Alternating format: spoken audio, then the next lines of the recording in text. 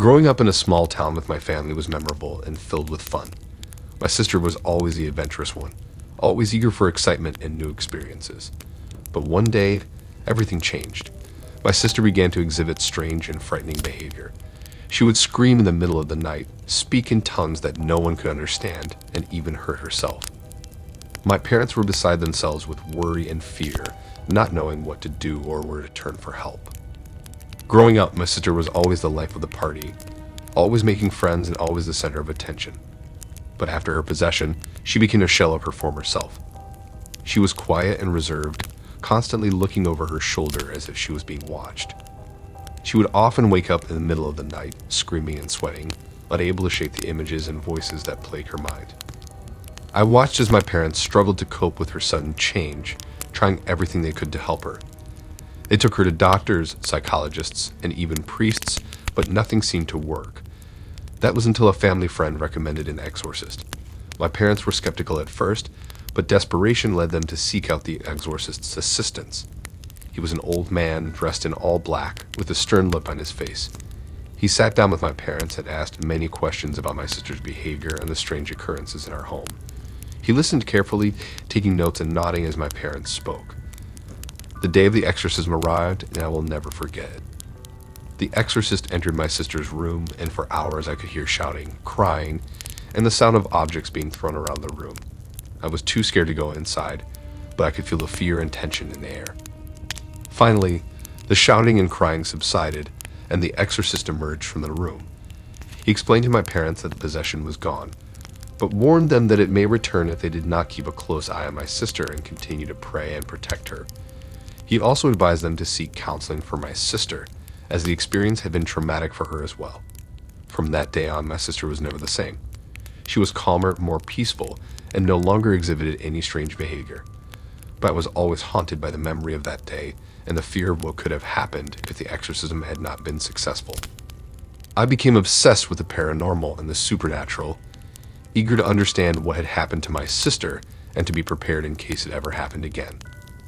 I learned that exorcisms are not just a thing of the past or of Hollywood movies, but are still practiced today by trained professionals.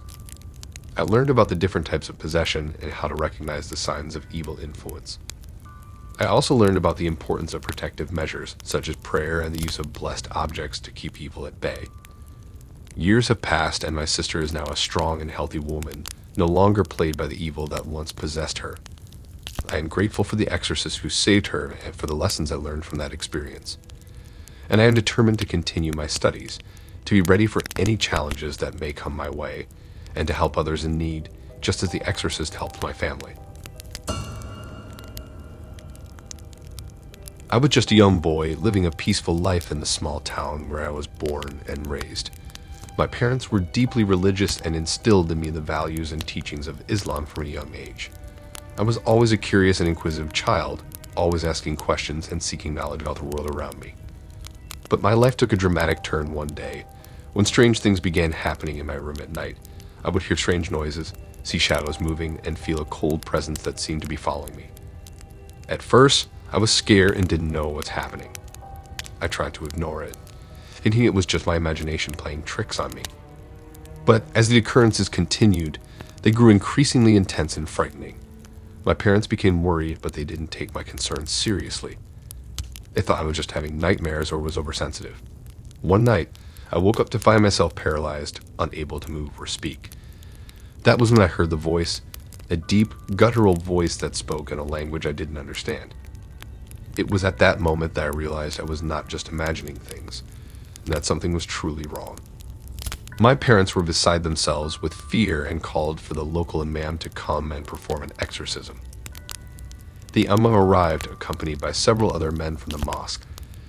They gathered around my bed and began to recite prayers and verses from the Quran. The room was filled with the sounds of their chanting and the scent of burning incense. At first, nothing seemed to be happening, but then suddenly the voice inside me grew louder and more angry. I could feel a force building inside of me, a force that seemed to be resisting the prayers and trying to push back against the men.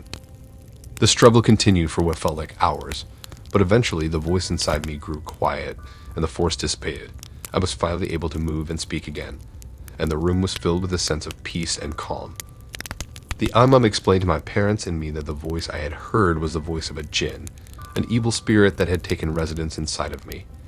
He told us that the exorcism had been successful, and that I was now free from its influence.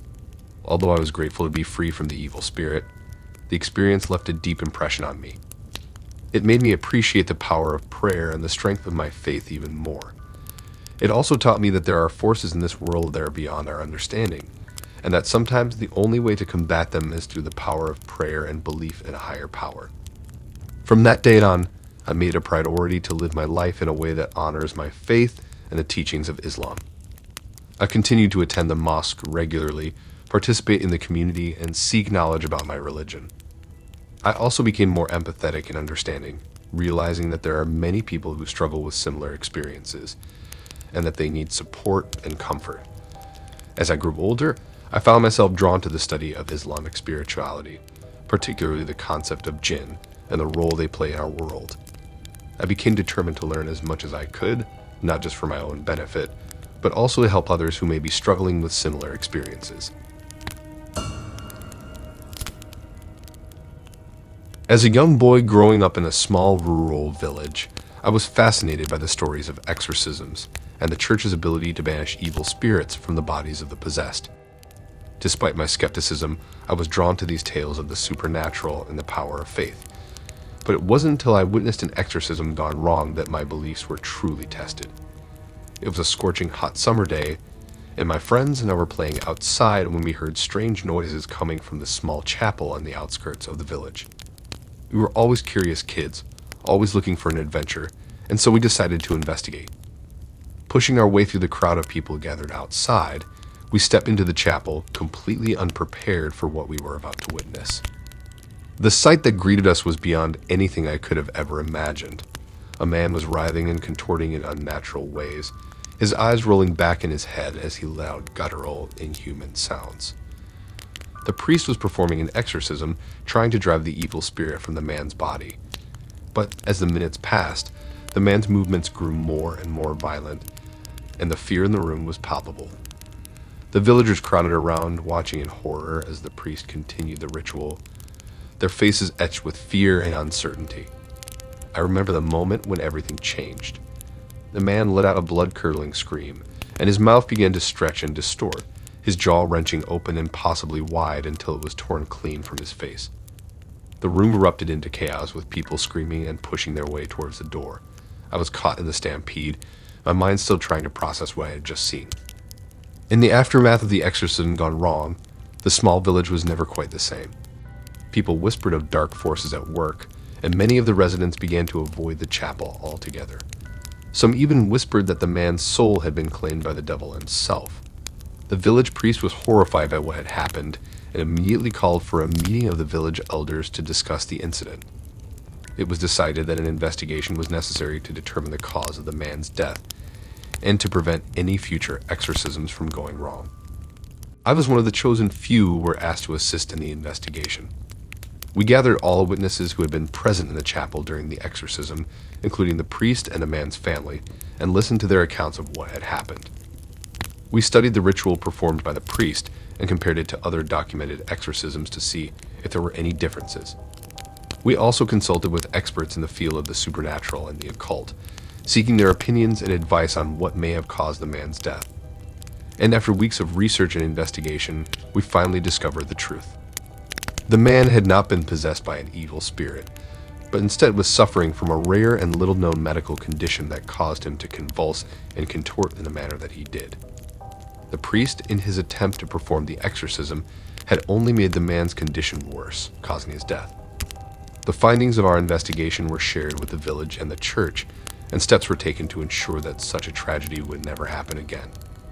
The man's family was given the closure they needed, and the village was finally able to come to terms with what had happened.